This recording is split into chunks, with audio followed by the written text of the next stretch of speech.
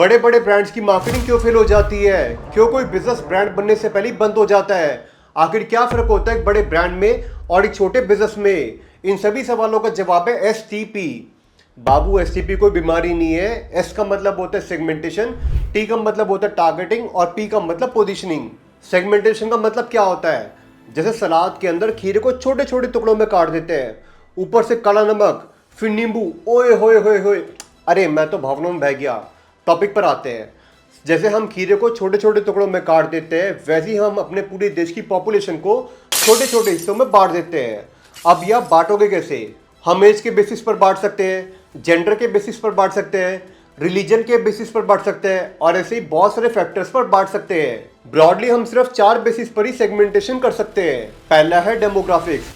Demographics में आता है age, gender, family, occupation, race, religion, nationality. Demographics को ऐसे समझो कि एक इंडिविजुअल कैसे बाकी बाकी फैक्टर्स पर बाकी लोगों से अलग होता है। दूसरा ज्योग्राफिक, मतलब लोकेशन के ब्याह पर लोगों को बांटना।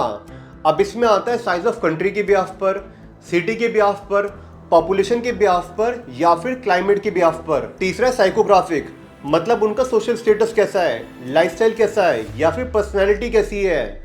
मतलब इन टोटल हम एक इंसान को उसके माइंडसेट के हिसाब से बाकी लोगों से अलग करते हैं। चौथा है बिहेवियरल। यहाँ पर उस इंसान के एक्चुअल बिहेवियर पर उसको बाकी लोगों से बांटते हैं कि क्या वो सस्ता प्रोडक्ट खरीदना पसंद करता है, महंगा पसंद करता है, ब्रांड खरीदना पसंद करता है और ब्रांड अफोर्ड नहीं कर सकता तो ब्रांड की कॉपी खरीदता है। खैर, आपके सर्कल में काफ़ी सारे लोग होंगे जो ब्रांड की कॉपी पहनते होंगे। उन लोगों को कमेंट्स में टैग कर देना और बता देना कि भाई तेरा सीक्रेट यूट्यूब पर वायरल हो रहा है। अभी तक हमने समझा कि हमें लोगों को बांटना है, पर ये बांटना क्यों है? क्या हम हिंदू मुस्लिम कर रहे हैं? नहीं भाई, हम सरकार नहीं है जो हिंदू मुस्लिम कराए। अबे ये तो कुछ और ही निकल गया। इस सज्जन को क्या तकलीफ है भाई?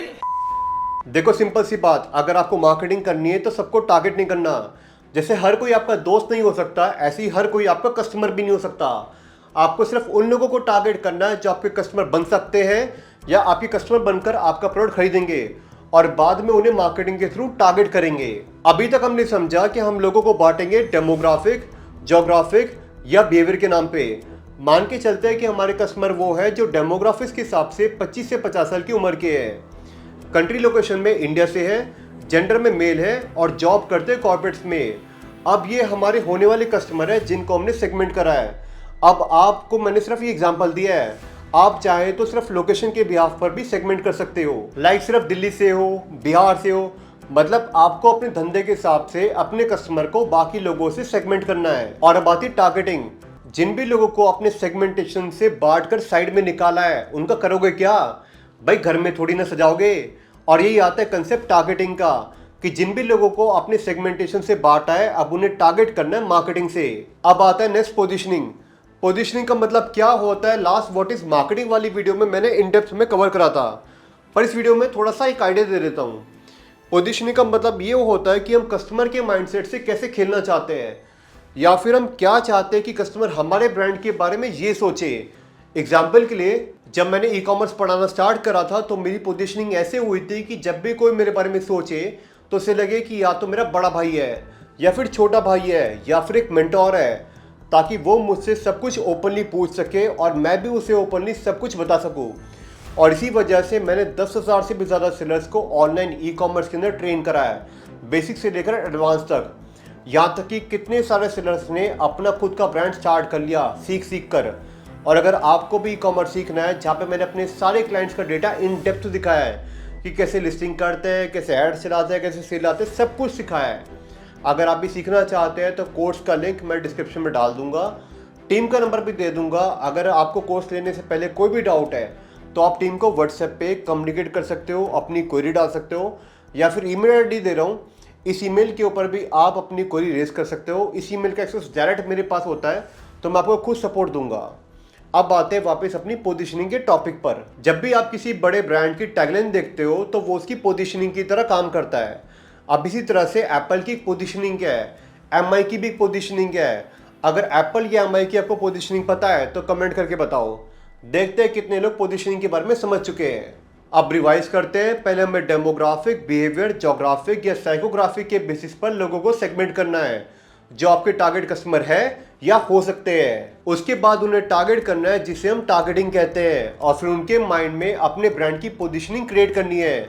अब इसकी हेल्प लेने के लिए आपको गूगल पे लिखना है मेटा एड्स लाइब्रेरी, पहले लिंक पे क्लिक करना है, यहाँ पर कंट्री सिलेक्ट करनी है, ऑल एड्स पर क्लिक करना है, अपने कॉम्पिटिटर का नाम लिखो और यहाँ आपको उसकी सारी एड्स दिख जाएगी जो चल रही है इंस्टाग्राम और फेसबुक पर। अब इनके एड्स को देखकर समझ आ जाएगा कि किस तरह की ऑडियंस को टारगेट कर रहे हैं। अब जिस तरह के एड्स ये दिखा रहे हैं, इसका मतलब ये अपने ब्रांड की पोजीशनिंग कस्टमर के माइंड में उसी तरह से क्रिएट करना चाहते हैं। अब कॉम्पिटिटर छोटा हो या बड़ा, आप किसी भी ब्रांड का नाम मेटा एड्स लाइब्रेरी पर डालकर उसकी एसटीपी देख सकते हो, या फिर आप ऑफलाइन अपने किसी कॉम्पिटिटर के आउटलेट में कस्टमर बनकर जाओ। वहां से आप उनसे पूछो कि वो क्या सोचते हैं, क्या समझते हैं अपने कस्टमर के बारे में, और वहां से आपको बहुत सारे आइडियाज मिल जाएंगे। वरना कुछ ना समझ आए तो चैट जीपीटी को बताओ अपने बिजनेस के बारे में, और चैट जीपीटी आपकी काफ़ी हेल्प करेगा आपके बिजनेस की एसटीपी निकालने में, मतलब सेगमेंटेशन, टारगेटिंग और पोजीशनिंग क्रिएट करने में आपके ब्रांड की कस्टमर्स के लिए। तो ये थी हमारी मार्केटिंग की सीरीज़ की दूसरी वीडियो। कैसी लगी कमेंट करके बताना, और इस सीरीज़ की तीसरी वीडियो आपको अगले ट्यूसडे 9 से 10 के बीच में मिल जाएगी यूट्यूब पे। इसके बारे में अपडेट मैं अपनी इंस्टाग्राम स्टोरी पे दे दूंगा, देख लेना। अब यहाँ पे एक वीडियो लगा रहा हूँ, देख लेना इससे पहले ये गायब हो जाए। अबे यार, ये लाइट कौन बंद कर देता है? मोहित, जनरेटर चालू कर, अगली वीडियो बनानी है।